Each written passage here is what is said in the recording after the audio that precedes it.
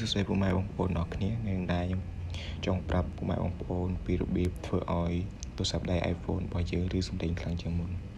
ជាដំបូងយើងចូល setting វាហើយយើងអូសមកក្រោមរកពាក្យថា accessibility វាហើយអូសមកក្រោមទៀតរកពាក្យថា audio នេះចូលមក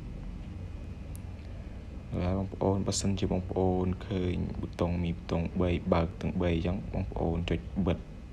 ប៊ូតុងកដាលចុចបិទរួចហើយចុចចេញវិញរួចរកពាក្យថា hearing the voice ចូលមករួចបងប្អូនចុចបើកប៊ូតុងទី2ហ្នឹងចុចបើកមករួចហើយចុចចេញវិញរួចហើយចុចចេញមួយទៀត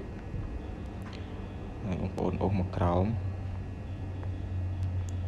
រកពាក្យថា music ហើយបងប្អូនចុចចូលពាក្យថា EQ ហ្នឹងចូលមកហើយបងប្អូនរកពាក្យថា listening នេះ listening អូខេចូលមកហើយបងប្អូនចុចចេញវិញបងប្អូនឃើញប៊ូតុងខាងក្រោម EQ ហ្នឹងឃើញបិទតែបងប្អូនចុចបើកមកអូខេជាការស្រាវជ្រាវក្នុងវីដេអូហ្នឹងក៏មានតែប៉ុណ្្នឹងឯង